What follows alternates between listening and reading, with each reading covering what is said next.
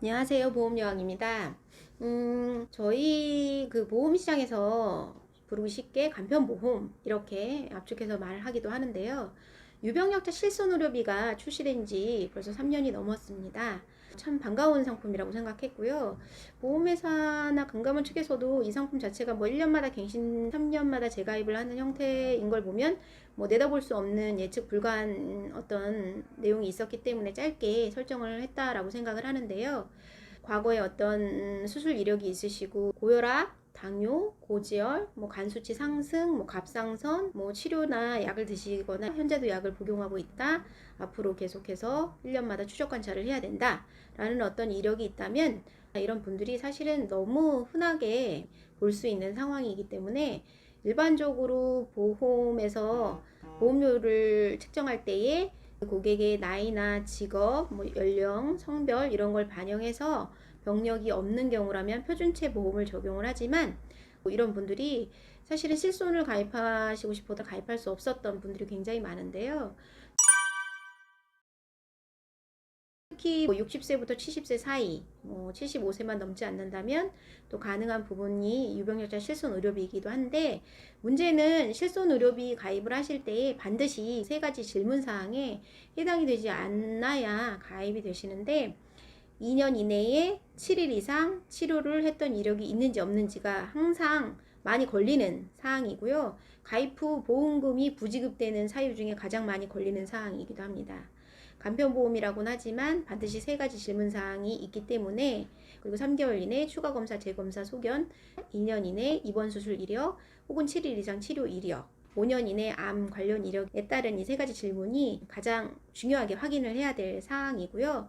그 사항에만 해당이 되지 않는다면 특히 연령이 있으신 분들께는 유병력자 실손 의료비를 가입해 두시는 게 추천이라고 생각하고요. 제 고객님들께도 그렇게 유병력자 실손 의료비 가입해드리고 나서 채 1년이 되지 않아 돌발적인 상황에 보험금 수령 이력이 너무 많습니다. 당뇨약을 드셨던 분이 어느 날 언어적으로 마비가 오시거나 실질적으로 구안하사가 왔던 사례가 저는 몇 차례 있었고요. 합병증으로 뇌 관련으로 입원해서 어려운 고비를 맞고 치료를 받으시고 지금은 괜찮아진 사례도 많이 있으십니다. 말 그대로 어떤 이력이 과거에 있으시거나 약 복용하시는 현증의 대상의 분들을 가입시켜드리는 위험 부담이 있기 때문에 바로 가입을 하시자마자 보험금 수령하시는 사례가 너무 높다. 결국은 그 얘기는 유병력자 실손 의료비는 말 그대로 기존에 가입하실 수 없었던 분들에게 일반적인 실손 의료비보다는 조금 혜택사항이 낮을 수는 있지만 그 이상의 충분한 보험의 역할을 해줄 수 있는 가장 필요한 보험이다 라는 생각이 들고요. 유병자 그 암보험에 대해서는 종류가 사실은 여러 가지가 요즘 출시되어 있습니다.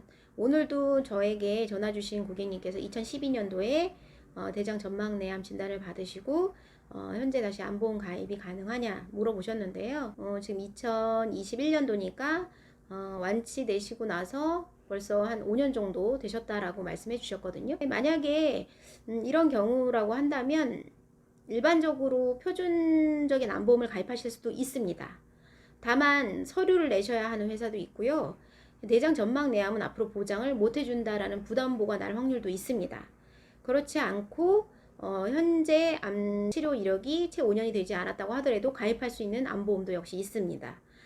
사실은 회사가 많기 때문에 상품의 조건에 질문사항이 역시 모두 다르기 때문에 그 부분마저도 비교는 굉장히 필요한 상황이라서 아까 그분의 사례는 오늘 몇 가지 비교를 해봤지만 5가지 상품 중에 거절이 된 것도 있고 표준으로 심사가 가능할 것도 있고 그 다음에 갱신형만 가입이 되는 것도 있고 굉장히 다양한 결과를 받았거든요.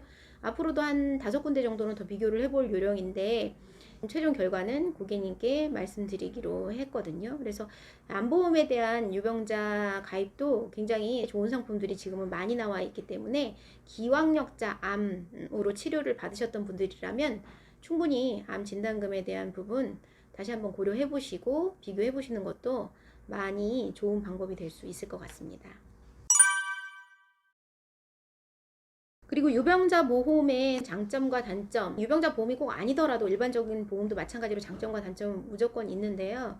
유병력자 보험의 단점이라면 할증이 되어 있다는 거죠.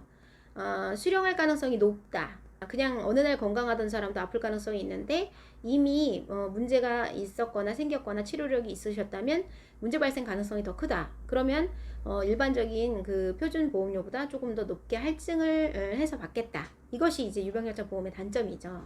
반대로 유병약자 보험의 장점이라면 일반적인 표준치 보험보다 질문을 촘촘하게 여러 가지 타이트하게 하진 않기 때문에 아까 말씀드린 세 가지 정도를 벗어나지 않는다면 특별히 다른 질문을 하지 않고 인수하겠다. 그리고 뭐 부담보가 보험에서는 거의 없다 이렇게 생각하시면 됩니다. 그게 또 장점이라고 할 수 있겠죠. 그래서 보험은 오로지 좋은 보험은 없고요, 오로지 나쁜 보험은 없습니다. 그거에 대한 장점과 단점만 제대로 인지하셔서 본인이 납입하려고 하는 보험료에 가장 접근해 가성비 좋은 보험을 보험회사마다 상품마다 비교하시는 것이 가장 좋은 선택법이 아닐까 생각하고요. 그리고 병력이 있다고 해서 무조건 유병력자 보험에 가입해야 된다 이런 원칙은 없습니다. 이거는 뭐 고객님도 설계사님들도 모두 다 그런 생각을 먼저 배제하실 필요가 있다고 저는 생각하거든요. 사실은 뇌혈관 허혈성 진단금만 가입을 하셔야 되는 분이라면 과거에 뭐 유방을 치료했었다, 갑상선을 치료했었다 이런 이력이 뭐 부담보로 떨어진다고 하더라도 뇌와 심장과는 관련이 없습니다. 그런 경우는 부담보를 인지하지만 표준의 보험료로 굳이 할증되지 않는 보험료로 나에게 유리한 방향으로 필요한 것만 가입을 하시는 게 오히려 훨씬 합리적이기 때문에 그럴 때에는 굳이 할증된 간편보험으로 가서 부담보가 없으니까 좋다 이런 인식을 가질 필요가 없다라고 저는 생각합니다. 그러니까 나에게 필요한 보험이 무엇이냐, 그게 내가 탈 수 있는 보험에 영향을 끼치지 않는 범위라면 표준체로 합리적으로 보험을 가입하시는 게 고객에게도 도움이 되실 거고 보험 설계사도 사실은 그렇게 해드리면 굉장히 기분이 좋고 뿌듯합니다.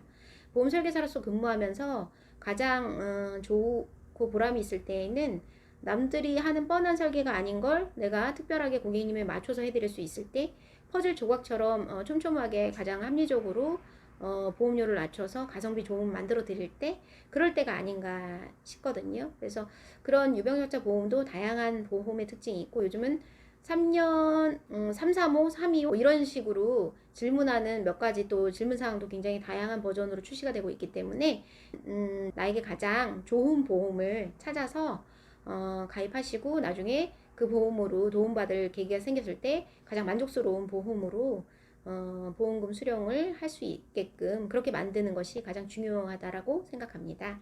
보험은 설계가 답이다. 이게 가장 중요하다는 거 잊지 마시고 보험에 참여하실 때는 설계사님들한테만 맡겨두지 마시고 고객님께서 본인의 가족력이나 병력이나 본인의 직업이나 경제력에 대해서 조금 많은 관심을 가지셔서 내가 도움을 제대로 받을 수 있는 그런 보험을 만들어 두시기를 바라겠습니다. 오늘은 유병자 보험에 대해서 함께 했습니다. 다음번에는 또 다른 내용으로 찾아뵙도록 하겠습니다. 감사합니다.